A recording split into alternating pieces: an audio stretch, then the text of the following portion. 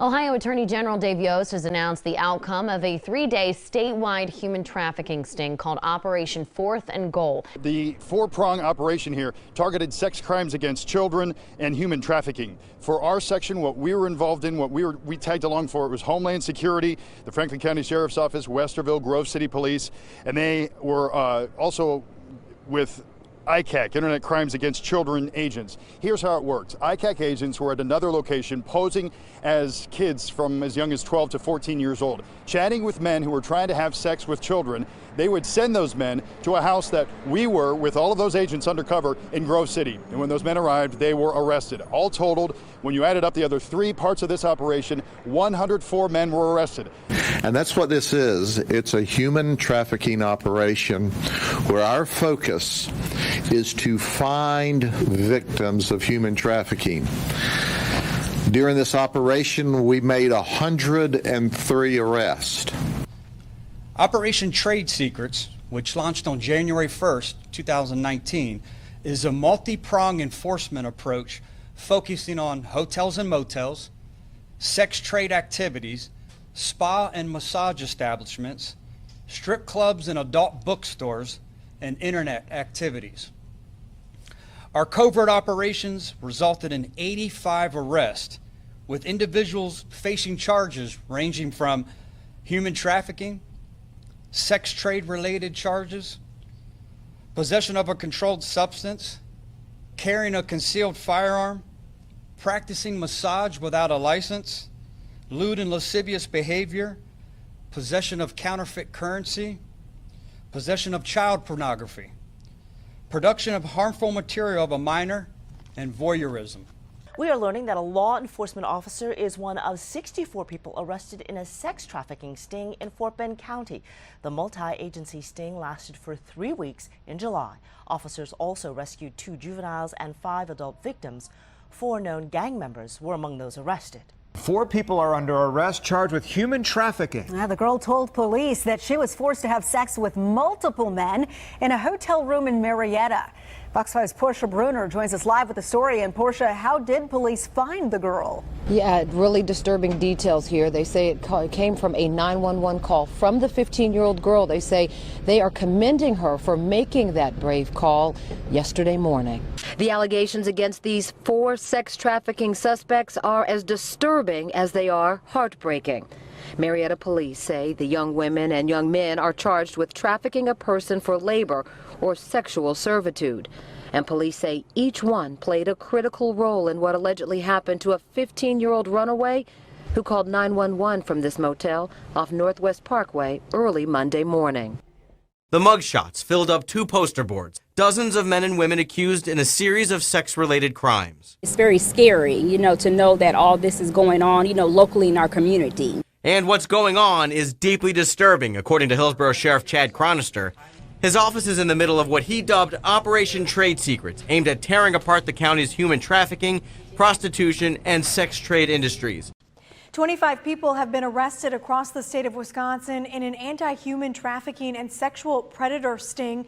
These are some of the people charged in our area with various crimes. NBC 26's Cassandra Duvall joins us live in the newsroom with the latest information. Cassandra? Megan, dozens of agencies took part during the sting in July and August, and that includes the Department of Justice and sheriff's and police departments around northern and eastern Wisconsin. The 25 arrests include those for sex trafficking, child abusers, and Johns, people who are soliciting sex. According to the state attorney general, Brad Schimmel, he says 1 in 6 missing children will be forced into human trafficking. He says it's hard to track, it's complex, and it's happening on the internet now, and victims are not doing this voluntarily. 35 people arrested in just 3 days, 18 men and 17 women. The list of charges they face: pimping, prostitution, solicitation, and drug trafficking. This is only the first phase of this sting. 7 Action News reporter Jim Kurtzner is live in Warren with more on how police busted all these people. Jim. And Glenda, I can tell you, I talked with several motel owners and operators. They say they don't want this kind of business. It's not good for anybody. More on that in a second, but I can also show you how Warren police are very aware that the women in these cases may be victims too. Take a look at the board of mugshots of 35 people arrested during the last 3 days in 7 Warren motels and hotels. what they're calling Operation Crusade. Operation Reclaim and Rebuild is a mission to end human trafficking and help victims caught in the system. A lot of them, they do what they do for survival. The statewide operation spans 3 days, 93 agencies, and requires hundreds of law enforcement officers. These women, also known as decoys, are undercover police officers. They're waiting for Johns, or clients, to make an offer. On a night like this, anywhere from 20 to 40 Johns, pimps, and prostitutes will be taken to the county jail after going through that very quick booking process. Every time we run one of these operations, we learn more about human trafficking in the state of Tennessee. A 3-day human trafficking sting in Tennessee has led to 41 arrests, and officials say they're still only scratching the surface of the problem. Operation Someone Like Me, carried out by the Tennessee Bureau of Investigation and other agencies, involved officers posting fake advertisements on Backpage.com. The agency says 485 men responded to those ads. Over half of those men attempted to buy sex with a minor. We come together to work special crimes that are deemed best worked by means of undercover or covert surveillance. And this led us into contact with the Attorney General's office recently, who proposed that we do an online child predator sting here in Johnson County. We coordinated this with our local agencies, and we set up a sting to take place July 13th through 16th of this year. The operation was a success in the sense that we arrested 16 individuals that were coming into our communities here in Johnson County with the intent of raping our children. A father and son arrested on federal charges of human trafficking. ABC 6's Brooks Jarosz is live in the newsroom now with how the suspects coerced victims into the sex trade. Brooks. The prosecutors saying one of the victims was under 18 years old. All of the women forced into sexual acts at hotel rooms and were paid in drugs, all while the suspects cashed in and ran an operation spanning several hundred miles. More and more names are starting to trickle out of the prostitution, massage parlor, sex trafficking sting that netted more than 100 individuals here in our great state of Florida. One of them, as everybody knows, is Robert Kraft, the owner of the Patriots, who was offered the sweetest of sweetheart deals earlier this week, but instead decided, no, screw it, I'm going to fight this in court and I'm going to sue you so that you can't release any of the evidence to the public. You're going to lose, Robert. You're going to lose, and you're pretty stupid for not taking that wonderful sweetheart deal that they only offer to rich white guys. A shocking case just coming to light in Polk County. Deputies catching one of their own in a human trafficking sting. Yeah, and all new at 6, ABC Action News reporter Andrea Line reveals the operation that captured nearly 300 people.